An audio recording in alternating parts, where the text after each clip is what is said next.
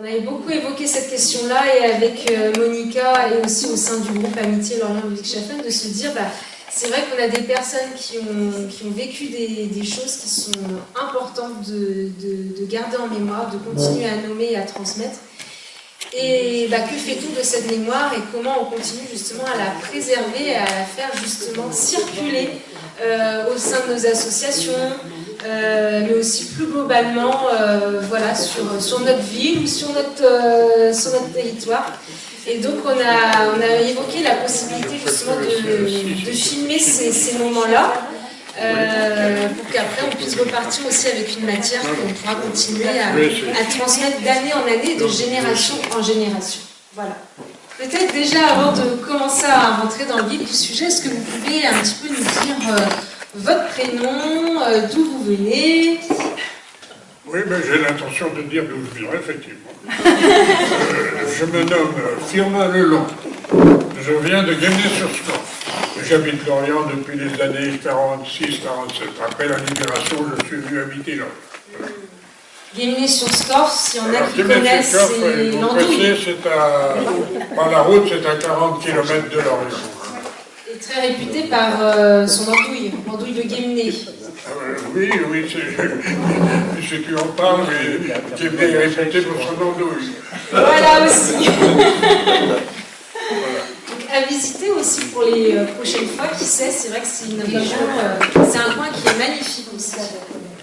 Monica, tu connais, toi, Guémené-sur-Scorff?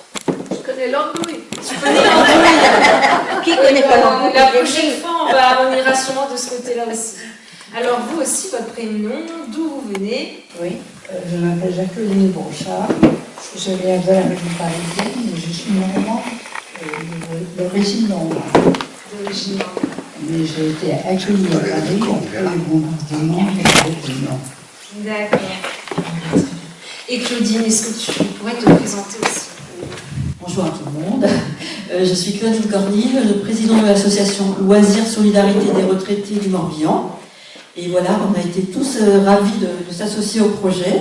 Je crois que Hans était le premier instigateur de l'histoire, puisque en fait, notre association a une chorale qui s'appelle Mémoire ouvrière, et on avait prévu, Hans nous a mis en relation avec une chorale de chez vous, qui s'appelle dire Roterhab, oui. Qui veut dire les corbeaux rouges, c'est ça veut dire les corbeaux rouges. Et en fait, on aurait dû se rencontrer cette semaine, faire une rencontre de chorale. Et pour une question de calendrier, de trajet, voilà, ça n'a pas été possible, mais ce n'est que partie remise. Je suis très très contente de vous présenter nos amis, en fait. On a plusieurs personnes qui ont vécu la guerre, la libération, la poche, et qui ont des choses à vous raconter. Alors je vois que Firmin, vous avez quelques notes avec vous. D'abord, bonjour à tous et bienvenue à nos amis allemands que je suis heureux de saluer dans des circonstances que je n'ai pas connues dans mon enfance. Je le dis tout de suite parce que tout à l'heure, je vais dire des choses qui sont passées pendant cette guerre qui n'étaient pas agréables. J'avais 10 ans, ceci pour vous donner, vous allez voir quel âge j'ai aujourd'hui. Quand l'armée allemande est arrivée à Guémené-sur-Scorff en juin 1940. J'en avais 14 quand on les a vus partir le 3 août 1944. J'habitais chez ma mère, sur les flancs de la colline nommée Manet-Pichot. Elle vivait avec peu de moyens, en faisant quelques travaux ménagers, ici ou là. Mon père avait été gazé à la guerre 14-18. Il était malade, il était le plus souvent à l'hôpital. Je ne l'ai vu que rarement. Lorsque, au cours d'une permission, quand une permission lui était accordée, il venait à la maison. Il est mort de faim pendant la guerre, en 1943, dans un hôpital, à Maigry. C'était des personnes non rentables et étaient plus mal nourries que nous encore. On m'a demandé de témoigner de cette période. J'en ai gardé bien sûr beaucoup de souvenirs. Je me propose de vous en livrer quelques-uns. Mais pour les personnes qui souhaiteraient approfondir cette période, j'aurais, s'ils le souhaitent, la possibilité de leur dire d'aller sur Internet où il y a des liens très intéressants. Il y a notamment un lien les lycéens de la Pomme d'Or entrent en résistance, un autre lien, Guémé-sur-Scorff sur les pas d'Émile Mazet, et un troisième lien, il y en a d'autres sans doute, dans le journal de la NAC, détention et torture à l'école Sainte-Anne de Guémé-sur-Scorff par Léon Québec. Voilà. Parce que Guémé-sur-Scorff, c'est un centre de torture, alors vous ne serez pas étonné que je vous en parle. Et si vous avez des questions à me poser, n'hésitez pas. À l'annonce de la proche arrivée des troupes allemandes, un habitant de la rue de Pontivy, qui avait combattu dans les tranchées et souffert des atrocités de la guerre 14-18, armé de son fusil, s'était posté à sa fenêtre, en criant aux passants « Ils ne passeront pas !» Les gendarmes sont venus désarmer. J'étais présent à l'arrivée de ces troupes allemandes. Les Allemands installèrent leur état-major en école publique de filles. Là, ils ont emprisonné quelques jours des soldats français dans la cour de l'école maternelle, attenante à ce cours complémentaire. Nous avons bavardé avec eux, par-dessus le muret de l'école. Quelques-uns en ont profité pour s'échapper grâce à la complicité de la population. Pour loger leurs soldats, les Allemands ont réquisitionné chambres et appartements disponibles. Deux de ces soldats, paraissant très jeunes, sont venus habiter dans ma rue tout à côté de chez moi. Ces premiers soldats en uniforme vert de gris, qui ont occupé Guémé-sur-Scorff, ne nous paraissaient pas méchants. On leur faisait peur en prenant des cerfs-volants dans la main. Ils ont appelé la population à assister à un concert. Désobéissant à nos parents, nous sommes venus les écouter. Ils nous ont offert des bonbons. Les adultes étaient peu nombreux. Et très vite, trouver à se nourrir devenait de plus en plus difficile. Nous avons été rationnés. La carte d'alimentation ne solutionnait pas le problème. La ration de pain, notamment, était insuffisante. Nos deux voisins allemands, que nous côtoyons pratiquement tous les jours, ont eu un geste auquel je ne m'attendais pas et que je n'oublie pas. L'un d'eux a sorti discrètement de sous sa vareuse un pain qui m'a tendu. Oui, certains jours, nous avions vraiment faim. Nous avons dû apprendre à vivre de débrouillardise.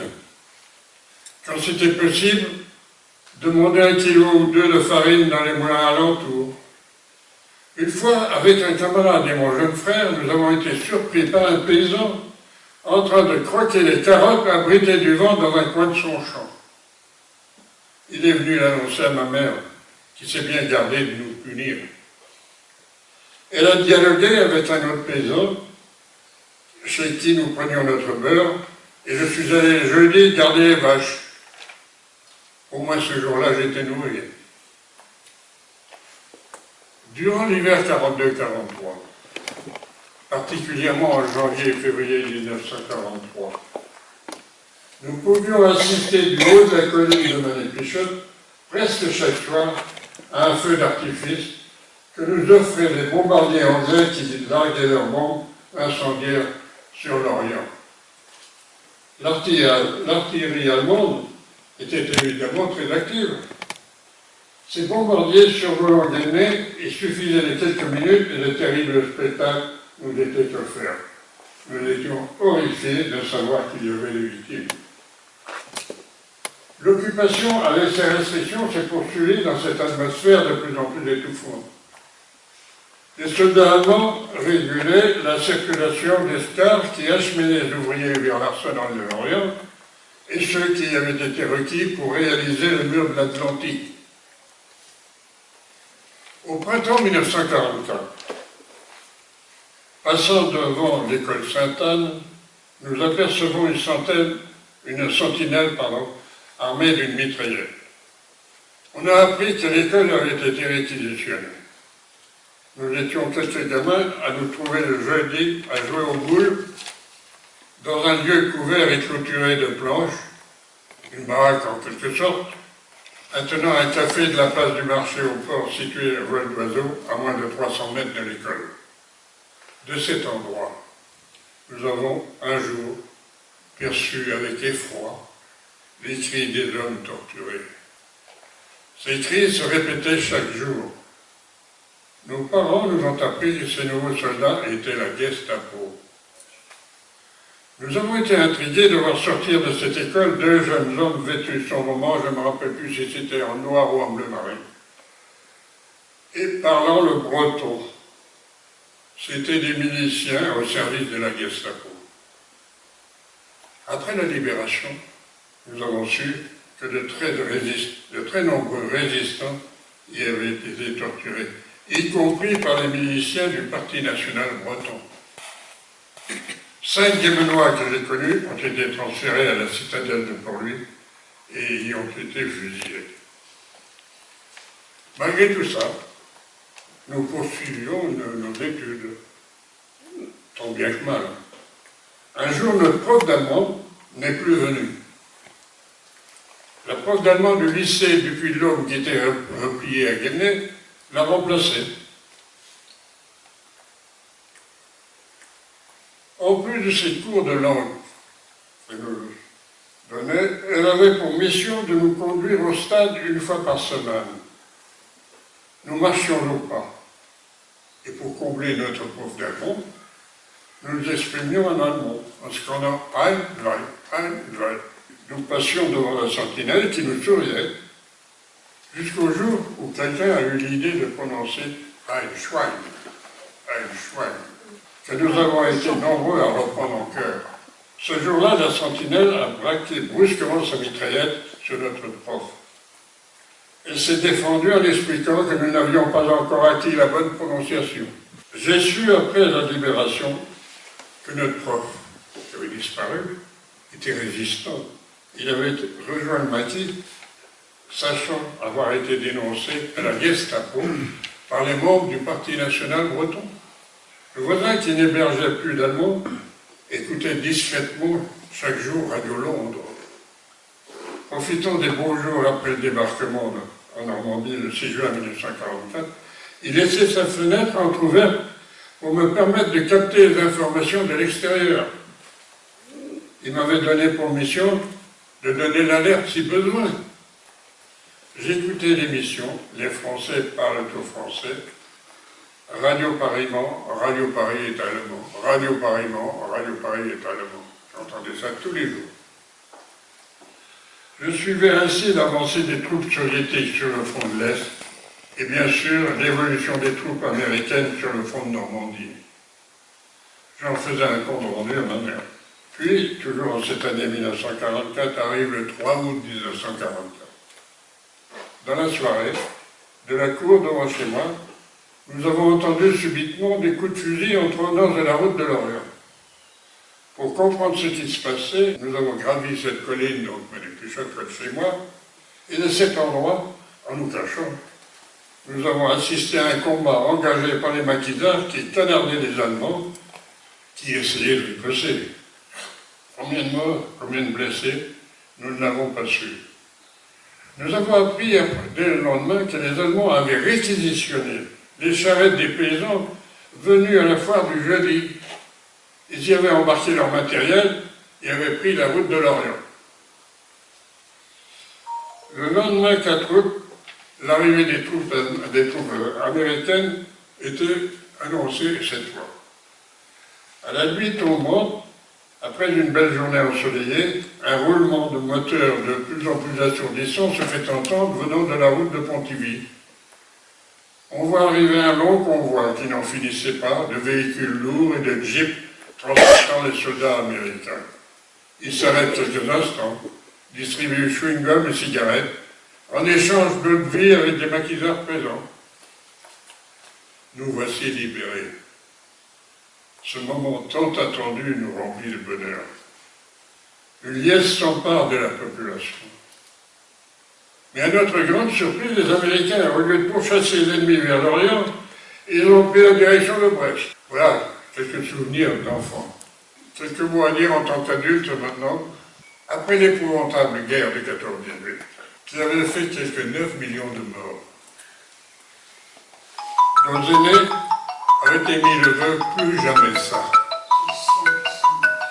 La plupart des pays du monde avaient eu la sagesse de créer ce qu'on a appelé la SDN, la Société des Nations, qui s'engageait à garantir la paix et la sécurité. Hitler s'en retire en 1933, suivi du Japon puis de l'Italie de Mussolini. Et nous subissons une nouvelle guerre, celle dont on vient de parler. C'est drôle de guerre. Mais celle-là, ce n'est pas 9 millions de victimes, c'est 50, les historiens nous avons 50 et 60 millions de victimes. Parmi eux, 25 millions de soviétiques et 6 millions de juifs. Et puis, la SDN, donc, était un peu opérante, elle a été remplacée par l'ONU. L'ONU a pris la suite de la SDN en 1945. Elle n'a pas plus de pouvoir pour autant, autour de nous, dans le monde, que de conflits auxquels on assiste. Près de chez nous, c'est la Russie qui attaque l'Ukraine. C'est l'horrible génocide palestinien qui se poursuit. Des armes sont fournies à l'Israël par les États-Unis, du matériel militaire par la France. La France aussi est complice de ce génocide.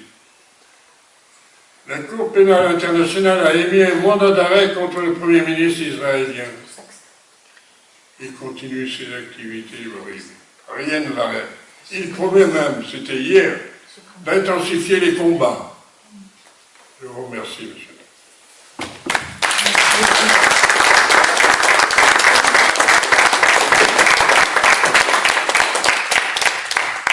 Merci beaucoup en tout cas d'avoir accepté de témoigner, de nous avoir livré aussi ces mots et puis votre regard aussi maintenant sur l'actualité aussi qui se déroule. Là où normalement on se dit on devrait tenir compte de nos erreurs, de ce qu'on a pu parfois vivre, et finalement parfois l'être humain demeure stupide et continue inlassablement en fait de créer des guerres qui ne servent en plus strictement à rien. Est-ce qu'il y en a dans la salle qui ont des questions, des réactions par rapport au témoignage qui vient d'être livré? Je peux circuler avec le micro si vous le souhaitez. Ou des compléments aussi, de choses que vous avez pu aussi entendre.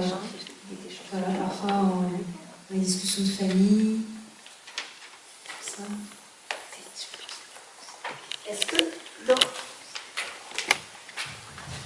Est-ce que dans votre préparation, est-ce que vous en avez souvent parlé à vos enfants ou bien aux personnes autour de vous? Très peu.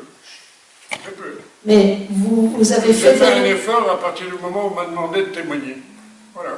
vous avez tout C'était notre horrible, respect, c'était horrible, c'était vous avez très très bien fait. Et je vous félicite d'avoir fait ce travail. Et aussi de prononcer tout ça de manière, ça me touche. Merci.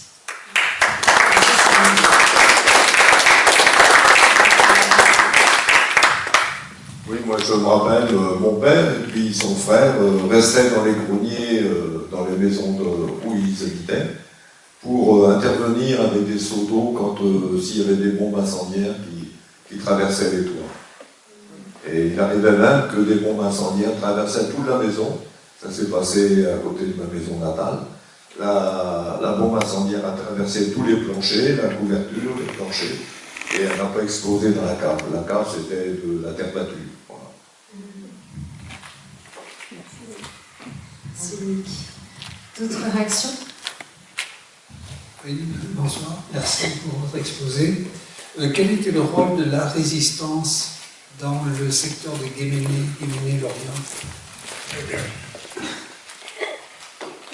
le rôle de la résistance n'apparaissait pas à nous, disons, sauf que j'ai accompagné des adultes comme ça, là, qui rentraient pour pas être vus par l'armée allemande, qui tirait dessus, mais on ne se connaissait pas le rôle de la résistance. Mais par contre, alors, je vous donne des liens, je vous propose d'aller voir, là, vous allez voir. Il y a quelqu'un qui, d'ailleurs, dans le lien détention et torture à l'école Sainte-Anne, il avoue ceci, qu'il a été torturé à l'école Sainte-Anne, qu'il a été transféré dans un camp de concentration, et là où il a le plus souffert, c'est à l'école Sainte-Anne à Guémet, plus que dans un camp de concentration. Vous allez trouver la réponse à votre question dans les trois liens que je vous propose. Je ne sais pas s'il n'y a pas un tableau, je pourrais vous l'écrire si vous voulez prendre note. Oui, on fera circuler justement le document avec les liens s'il y en a qui veulent le consulter. D'autres questions, réactions? On passe la parole. Excusez-moi, oui, vas-y, t'as le micro en plus. Oui, merci Firmin. En fait, moi, ce qui me frappe dans ton récit, c'est toutes les petites résistances, en fait. Tu parlais de la grande résistance, celle qui a été mise en lumière, mais toutes les petites résistances qui sont mises en œuvre par les soldats allemands eux-mêmes qui occupent, mais qui ne veulent pas être des méchants, en fait. Je ne parle pas de la Gestapo, qui donnent des bonbons aux enfants, qui vont donner du pain à des gamins affamés, qui vont faire un concert pour la population. Donc, tous ces petits signes de résistance là, et puis aussi, parmi vous, le voisin qui écoute Radio Long, mais couvre sa fenêtre, le gamin qui écoute, mine de rien, et qui va répéter, qui va donner l'alerte, etc. Les gamins qui marchent au pas, mais qui vont défier la sentinelle en disant Einstein, c'est violent, c'est dur, hein. Mais toutes ces petites choses-là, je les trouve très très belles en fait. Parce que c'est l'humanité qui continue à vivre par-delà la guerre, enfin malgré la guerre. Mais c'est vraiment toujours des signes d'espoir. Donc on peut passer à la seconde partie des témoignages avec notre second invité. Donc est-ce que là, comme ça, spontanément, il y aurait quelque chose en tout cas que vous gardez en mémoire et que vous aimeriez justement transmettre ce soir, que vous avez vécu justement pendant cette période-là? Moi, je ne peux pas parler comme ce monsieur, parce que moi, j'ai subi, mais je n'ai pas connu les atrocités que les Bretons ont connues. Je suis normande. Alors donc, moi j'ai vécu la période de la débâcle d'Allemagne, des bombardements américains. Et le feu, tout ça, c'est resté en mémoire. Mais je ne peux pas dire que je n'ai pas eu de contact. J'ai eu contact avec les soldats allemands, qui étaient, puisque nous étions à 40 km du débarquement. Et les soldats que moi j'ai rencontrés, l'armée allemande que j'ai rencontrée, ne nous a pas touchés du tout, mais sur le trajet, j'ai côtoyé l'armée allemande quand on arrivait devant un pont que les avions arrivaient pour bombarder ce pont, les avions américains ou canadiens. Les convois allemands s'arrêtaient et nous emmenaient dans les tranchées avec eux, qu'ils avaient creusées à proximité des points stratégiques. Pour se protéger eux-mêmes, bien sûr, mais aussi, ils ne nous ont pas laissés sur la route. On est rentré avec eux, et bon, ça s'est bien passé. Et après, j'ai côtoyé l'armée allemande d'une autre manière, du fait qu'on était sur le passage des convois.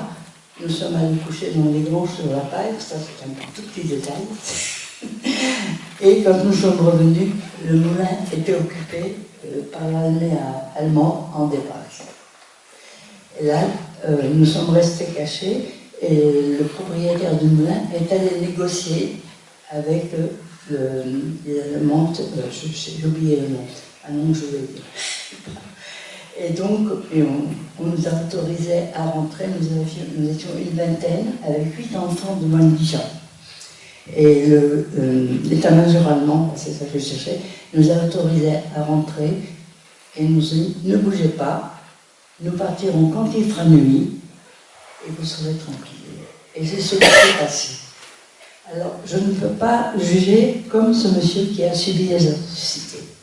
Mais de l'autre part, après tous ces événements, la famille qui m'a accueillie à Paris, j'allais avec elle, leur fils était déporté. Il se trouve que ce rassemblement est très profitable, la mémoire de tout ce qui s'est passé. Voilà. Et je félicite toutes les personnes qui entretiennent la mémoire de ces événements. Voilà. Et merci. Merci beaucoup.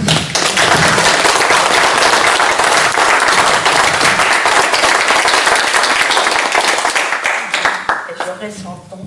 Et j'aurai 100 ans dans 3 mois. C'est un très bel âge. Donc, on voit le combien exactement? Le combien exactement? Le 2 septembre. Le 2 septembre. Il ne faudra pas conclure le 2 septembre. Oui, faites les 100 ans. Puisque c'est la déclaration de la guerre. Le 2 septembre. Le 2 septembre. Mais on vit quand même. Bien sûr. Ce que m'a dit Jacqueline tout à l'heure, c'est que en fait tout ça lui a laissé vraiment très fort le sentiment que quelle que soit la nationalité, je crois que tu vas finir la phrase, quelle que soit les nationalités, quel que soit l'endroit d'où on vient. Ah oui, moi je suis bien placée pour accepter tout le monde. Voilà.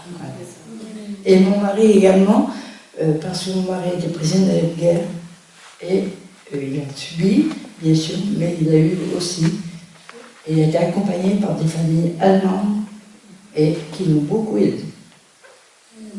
Voilà. Donc,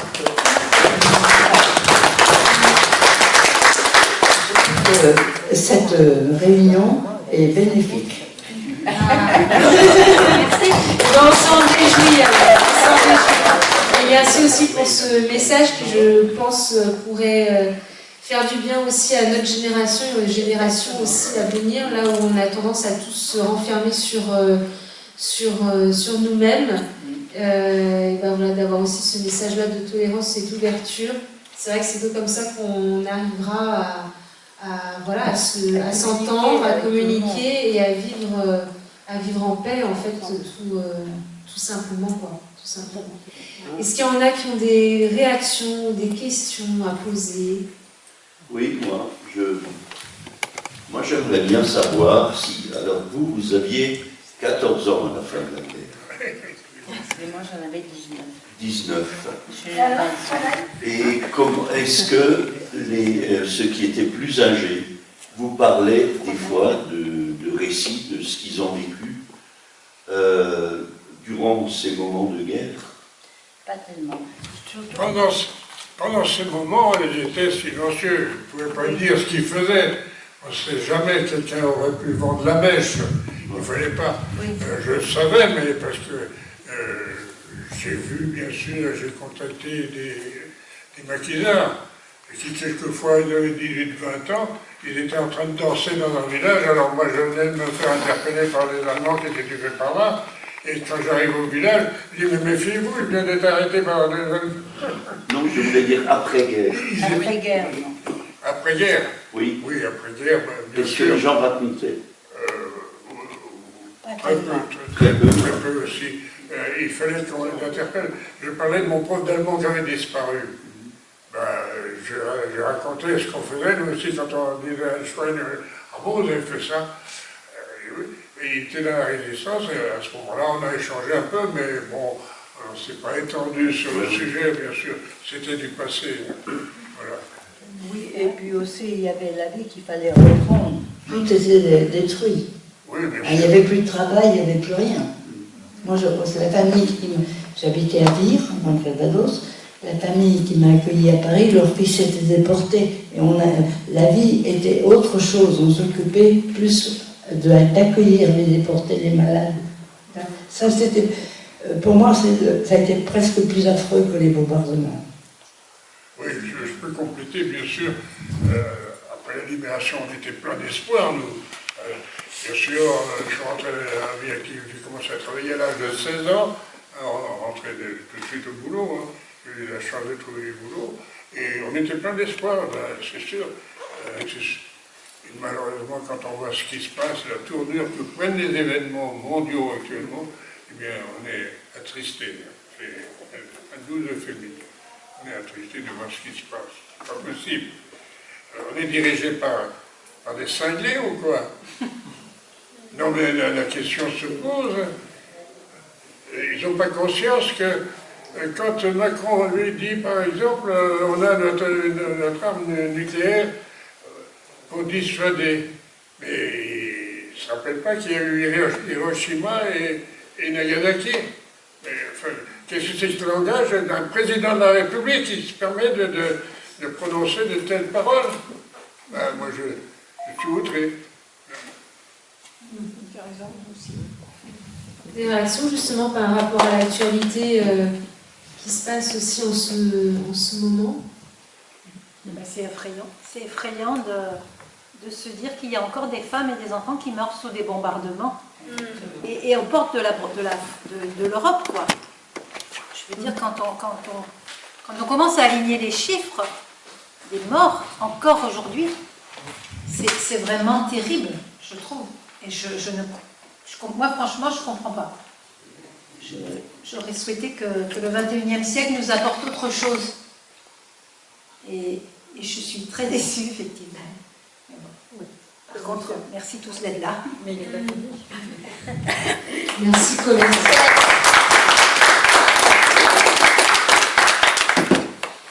D'autres réactions? Monica. J'aurais bien voulu rajouter quelque chose qui n'est peut-être pas si connu ici en Bretagne, mais la situation des Lorrains et des Alsaciens, qui sont français. Mais au moment où Hitler a envahi la France, la première chose, c'est ce qu'ils ont fait, c'est d'occuper la Lorraine et l'Alsace. Et les Lorrains, par exemple, je connais une situation à côté de Metz, avaient le choix soit de travailler pour les Allemands, parce que Hitler a occupé les villages et la Lorraine par des Allemands pour germaniser la France, ou bien de partir dans la France, la partie libre. Qu'est-ce que ça voulait dire, la partie libre? Mais comme ça, après un certain temps, des frères et des sœurs, ou bien des frères, ont dû lutter contre leurs propres cousins après un certain temps dans la Seconde Guerre mondiale. Je trouve que c'est affreux et c'est quelquefois difficile. Et pour moi, toujours une sorte de grâce de se trouver sur le bon côté. Parce que, qu'est-ce que c'est le bon côté? On ne sait jamais, mais on peut seulement espérer. Et j'aimerais bien rappeler tout brièvement quelqu'un de chez nous, à Ludwigshafen. On a eu un maire, monsieur Dr Ludwig, qui, en 1933, a eu 6 ans, et à son anniversaire, sa famille s'est enfuie de l'Allemagne, parce qu'ils étaient social-démocrates. Ils sont partis vers la France, plus tard dans le sud de la France.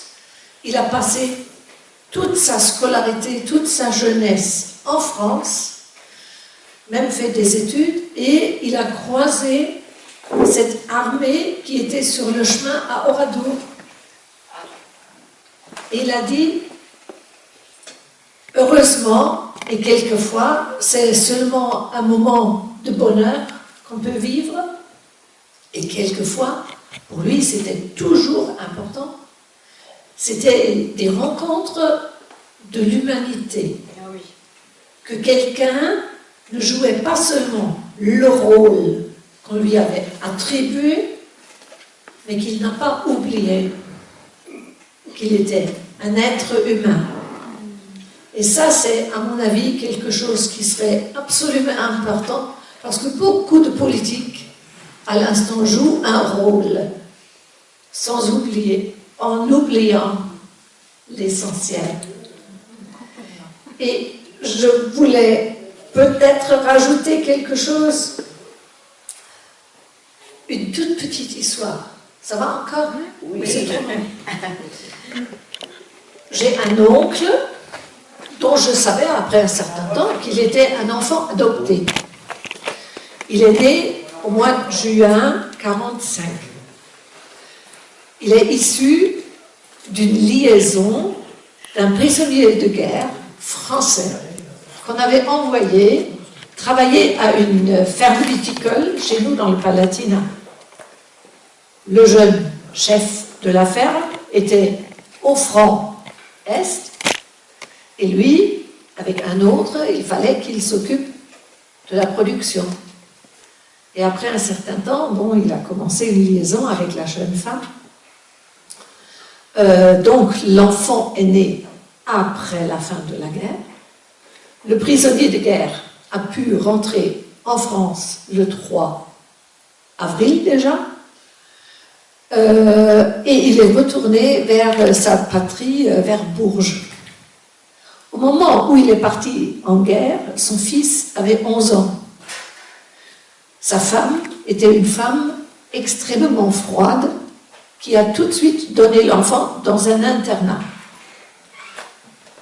Et quand lui, Maxime, est revenu de la guerre, où il a bien vécu, je dirais, il a reconnu sur la gare de Bourges un jeune homme qu'il a accueilli pour la Croix-Rouge dans son manteau. Et c'était son fils. Il avait quitté à l'âge de 11 ans et maintenant il avait 15 ans. Et dès le début, le papa a expliqué à son fils Robert: écoute, je suis retourné parce que je savais que ta maman était froide et que tu n'avais pas une bonne vie avec elle. Je suis revenu à cause de toi. Mais j'ai créé un enfant avec une Allemande. Tu as un demi. Et après un certain temps, il a dit: j'ai entendu, tu as un demi-frère ou sœur. Et lui, Robert, il est retourné plus tard avec son papa pour chercher son frère. Dès le début, il savait qu'il avait un demi-frère. Mais il ne l'a pas trouvé. Parce que par contre, le petit Allemand est né, et bien sûr, les autres dans la famille ont dit: le bâtard ne sera pas à la maison quand le chef revient.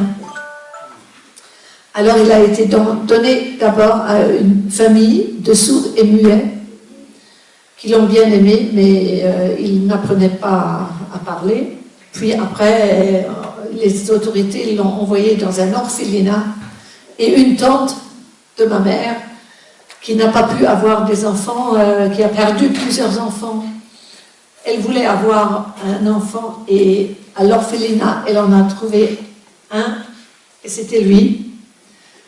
Lui, il ne savait que beaucoup plus tard qu'il avait un père français. Il est allé à la recherche du père. Il a trouvé à l'âge de 70 ans, à l'âge de 70 ans, il est allé à l'endroit où son papa, où il a trouvé enfin où son papa était enterré. Et quelqu'un l'a soutenu, et le jour même, il a eu au téléphone quelqu'un, et l'homme qui le soutenait a dit: tiens, j'ai ton frère au téléphone.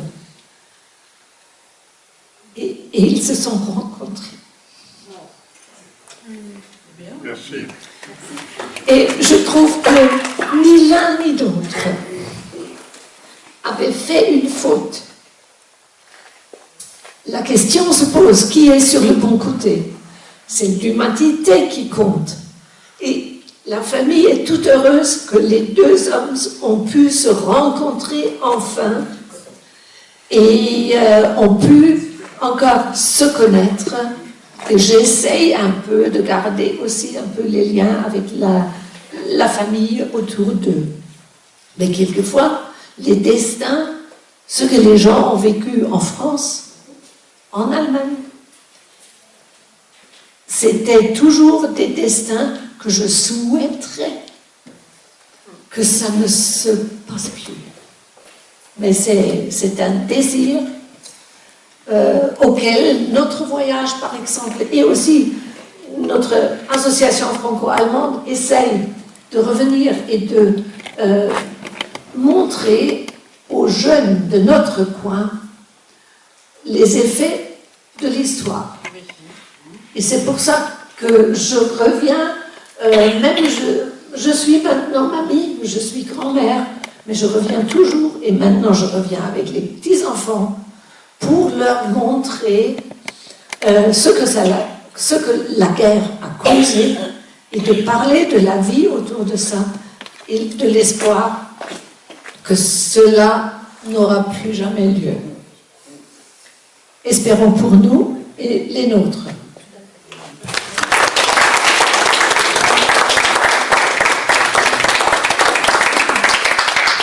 Merci beaucoup, Monica. Et je pense qu'on peut clôturer sur cette envolée-là et voilà, toutes ces paroles-là aussi porteuses d'espoir. Et puis ce qui est plutôt bon signe, c'est qu'on est tous réunis là ce soir. Au travers d'un apéro et puis d'un repas crêpe qui va suivre dans la convivialité.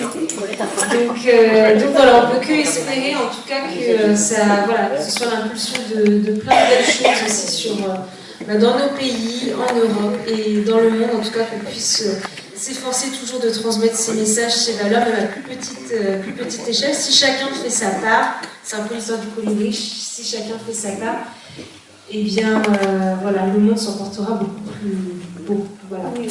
Merci beaucoup, Claudine. Et,